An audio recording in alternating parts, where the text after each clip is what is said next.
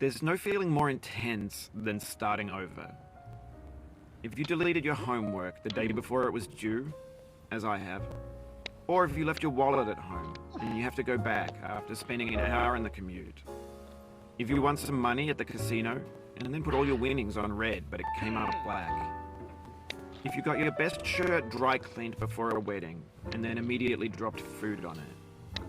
If you won an argument with a friend and then later discovered that they just returned to their original view. Starting over is harder than starting up. If you're not ready for that, like if you've already had a bad day, then what you're about to go through might be too much. Feel free to go away and come back. I'll be here. Alright, thanks for coming with me on this trip. I'll understand if you have to take a break at any point. Just find a safe place to stop and quit the game.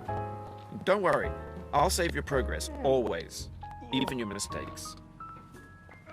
This game is a homage to a free game that came out in 2002, titled Sexy Hiking. The author of that game was Shah, a mysterious Czech designer who was known at the time as the father of B games. And B games are rough assemblages of found objects. Designers slap them together very quickly and freely, and they're often too rough and unfriendly to gain much of a following. They're built more for the joy of building them than as polished products. In a certain way, Sexy Hiking is the perfect embodiment of a B game. It's built almost entirely out of found and recycled parts, and it's one of the most unusual and unfriendly games of its time.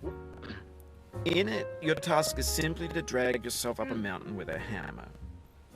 And that act of climbing, in the digital world or in real life, has certain essential properties that give the game its flavor.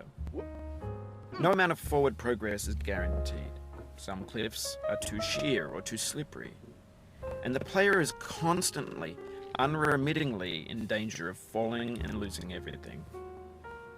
Anyway, when you start Sexy Hiking, you're standing next to this dead tree that blocks the way to the entire rest of the game. It might take you an hour to get over that tree, and a lot of people never got past it. You prod and you poke at it, exploring the limits of your reach and your strength, trying to find a way up and over. And there's a sense of truth in that lack of compromise. Most obstacles in video game worlds are fake. You can be completely confident in your ability to get through them once you have the correct method or the correct equipment or just by spending enough time. In that sense, every pixelated obstacle in Sexy Hiking is real.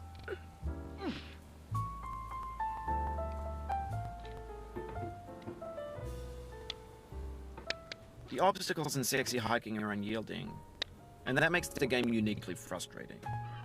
But I'm not sure Shah intended to make a frustrating game.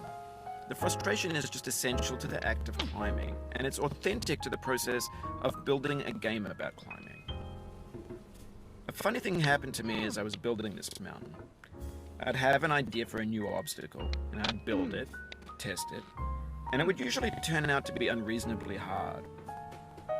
But I couldn't bring myself to make it easier. It already felt like my inability to get past a new obstacle was my fault as a player rather than as a builder.